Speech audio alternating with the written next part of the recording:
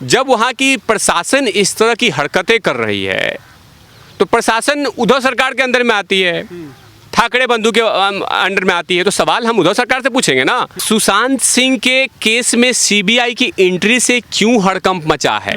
रिया चक्रवर्ती महाराष्ट्र की बहू है क्या? मुंबई पुलिस जैसे टैलेंटेड पुलिस को आपने पपिट बना दिया, उसकी बॉडी न्यूड मिलती है, 2 दिन के बाद उसकी पोस्टमार्टम होता है कि आखिर कोई लड़की न्यूड होके सुसाइड करेगी क्या? सबूत मिटाने की लगातार आईपीएस की डीसीपी की कमेटी बन गई है कि कैसे कैसे सबूत मिटाने हैं। राज तो कुछ है जिसको छुपाया जा रहा है। ऐसी मंत्रिमंडल से कोई भेड़िया है, अर्णव गोस्वामी जैसे प्रकांड अप्रतिष्ठित व्यक्ति जिसने पूरी तरह से एक्सपोज कर दिया है मुंबई पुलिस को, उनके जांच को, उद्धव सरकार को। इंसाफ मांगना गुनाह है क्या? अगर गुनाह है तो ये बार बार गुनाह करने के लिए तैयार है अर्णव गोस्वामी और तिवारी भैया, और साथ में करोड़ों फैंस। मुंबई का पुलिस कोई कमिश्नर डांट रहा है सारे मीडिया, जब हट भाग यहाँ से, ऐसे बिहेव कर रहा है। दोस्तों नमस्कार, आज हम बात करेंगे सुशांत सिंह पर जिस तरीके से राजनीति की जा रही है। शरद पवार हैं वो कुछ कहते हैं, संजय राउत हैं वो कुछ कहते हैं। सबसे बड़ी बात है कि अब पत्रकारों को भी धमकाया जा रहा है और शरद पवार हैं वो सीधा सीधा उद्धव ठाकरे से कहते हैं कि अर्णव गोस्वामी की आवाज़ को बंद किया जाए। तो इस विशेष चर्चा के लिए हमारे साथ वेद तिवारी जी हैं। तिवारी जी, किस नज़र से देखते हैं पत्रकारों की अब आवाज़ को दबाने की कोशिश की जा रही है? जिस तरीके से सुशांत का एक रहस्यमयी जो हत्या है उसका पर्दा फाश ना हो सके, इसलिए सीबीआई को भी रोकते हैं, अब पत्रकारों के ऊपर भी कहीं ना कहीं अंकुश लगाने की कोशिश की जा रही है। शरद पवार ने आज उद्धव सरकार को बोला है कि आखिर हिम्मत कैसे हुई कि अर्णव गोस्वामी इस बात को लेकर बात करे और तुम्हारा नाम ले। तो सवाल मेरा ये है कि क्या अर्णव गोस्वामी सवाल नहीं कर सकते क्या? और सवाल मेरा शरद पवार से है कि इंसिडेंट हुआ कहाँ है? महाराष्ट्र में हुआ है, मुंबई में हुआ है। मुंबई महाराष्ट्र में आता है, महाराष्ट्र के अंदर मुंबई आता है। तो चीफ मिनिस्टर मुंबई के महाराष्ट्र के चीफ मिनिस्टर से पूछेंगे, ना कि पंजाब के मुख्यमंत्री से पूछेंगे, ना कि यूपी के मुख्यमंत्री से पूछेंगे। कोई भी इंसिडेंट होता है जैसे एक चर्चा करते हैं, छोटी सी बात करते हैं।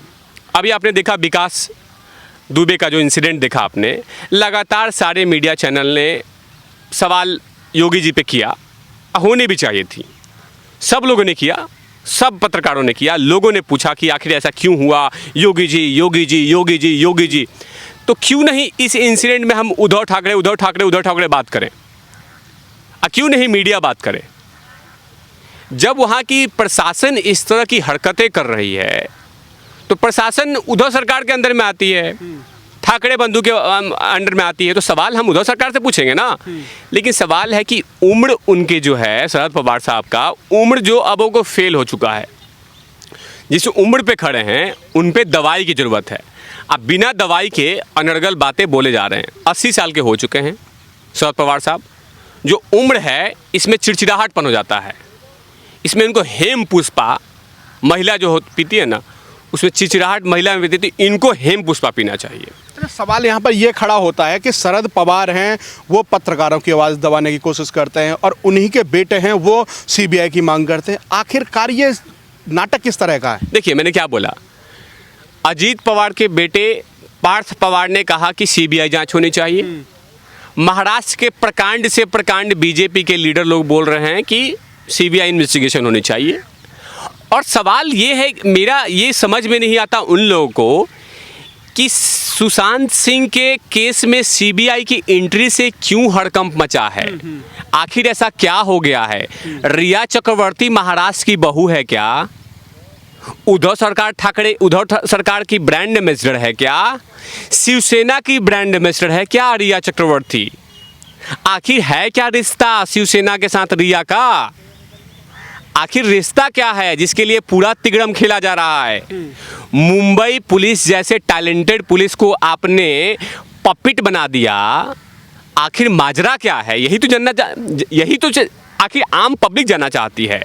आखिर जितने उनके फैंस फॉलोअर्स हैं सुशांत सिंह के, वो जानना चाहती है कि आखिर राज क्या है, आप हर चीज को अपने अकॉर्डिंग मैनिपुलेट करके जनता के बीच डाल देते हैं। अब मैं बताता हूं एक वाकया दिशा साल्यान के साथ जो इंसिडेंट हुआ। उसकी बॉडी न्यूड मिलती है, 2 दिन के बाद उसके पोस्टमार्टम होता है। जब वो बिल्डिंग से कूदती है तो वो न्यूड होती है, और आप इस तरह का रिपोर्ट बनाते हैं कि नहीं नहीं तो सुसाइड हो गया। सवाल तो मैं कर रहूँगा ना, तिवारी भैया सवाल करेंगे कि आखिर कोई लड़की न्यूड होके सुसाइड करेगी क्या? कि चलते हैं एक नया खेल आविष्कार करते हैं, कपड़े उतारते हैं, कूद जाते हैं।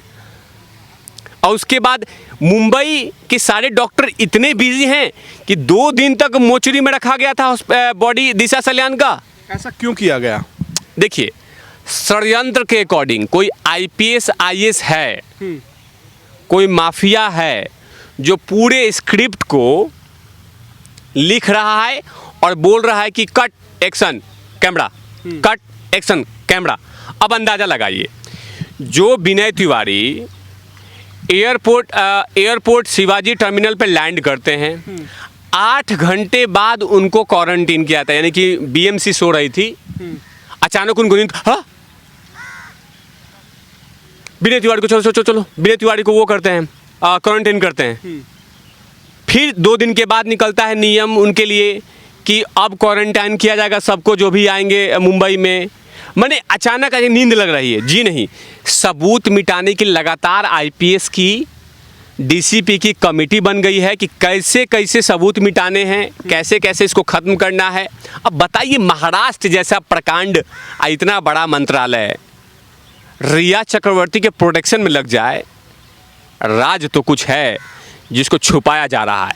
ऐसी मंत्रिमंडल से कोई भेड़िया है जिसने नोचा है दिशा साल्यान को और सुशांत सिंह राजपूत को, क्योंकि सीधा तार जुड़ा हुआ है, सिर्फ सीबीआई को फीता काटना है। जैसे सीबीआई ने फीता काटा सब कुछ खुलने शुरू हो जाएंगे। लेकिन जिस तरह से महाराष्ट्र सरकार की हरकतें हैं, मुझे तो समझ में नहीं आ रहा है कि तालिबान बन गया है क्या महाराष्ट्र है मुंबई। बताइए कि अर्णव गोस्वामी जैसे प्रकांड अप्रतिष्ठित व्यक्ति जिसने पूरी तरह से एक्सपोज कर दिया है मुंबई पुलिस को, उनके जांच को, उधर सरकार को, उनके प्रशासन को, उनके बीएमसी की टीम को, लेकिन उसके बाद धमकाया जाता है कि कैसे नाम ले रहा है, मुंह से नाम ले रहा है, मुंह से। शरद पवार साहब, आपने पूछा ना उद्धव सरकार से कि कैसे नाम ले रहा है, तो मुंह से। उद्धव सरकार मुंह से नाम ले रहा है, इसे पूछना क्या है? और उसको रोको, क्या है वो? रोको, वो रुकने वाला नहीं है, उसके पीछे करोड़ों फैंस है अर्णव गोस्वामी के साथ, और साथ में तिवारी भैया की आवाज है। अच्छा तिवारी जी, सबसे बड़ी बात यहाँ पर यह है कि इंडिया से तो सब लोग आवाज़ उठा ही रहे हैं, सुशांत को जस्टिस मिले। अब तो बाहर भी पोस्टर लग गए, अमेरिका और जगह जगह पोस्टर रिलीज़ हो गए, वहाँ से फ़ोटोज़ आ रही हैं कि सुशांत को न्याय मिले। आखिरकार उद्धव सरकार है, वो उद्धव ठाकरे किसको बचाना चाहते हैं? और उनके गृह मंत्री हैं, वो बार बार कहते हैं कि हम सीबीआई की इंक्वायरी नहीं होने देंगे। आखिरकार चल क्या रहा है?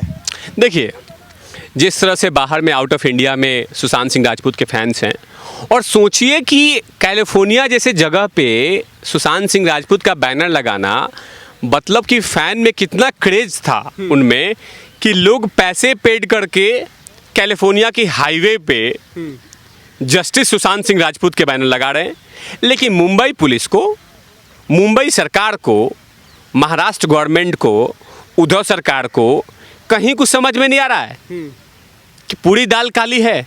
देखिए, ये 500% सही है कि सुशांत सिंह राजपूत की हत्या हुई है, दिशा साल्यान की हत्या हुई है, कोई माइका लाल नहीं है इसको रोक ले। लेकिन जो आपके मुंह खोल के डाला जा रहा है आपके अंदर में कि ये लिख लो, मीडिया वाला लिख लो सुसाइड, ये लिखा जा रहा है, अब छपवाया जा रहा है। अब बताइए कि क्या ज़रूरत है महाराष्ट्र सरकार को? मैं बार बार सवाल पूछता हूँ, उद्धव सरकार से ठाकरे परिवार की बहू है क्या रिया? क्या लगती है तुम्हारी? अब संजय राउत ने बड़ा क्या एक बेटी का पत्रकार महोदय, क्या एक लड़की का इंसाफ मांगना गुनाह है क्या? अगर गुनाह है तो ये बार बार गुनाह करने के लिए तैयार है अर्णव गोस्वामी और तिवारी भैया और साथ में करोड़ों फैंस।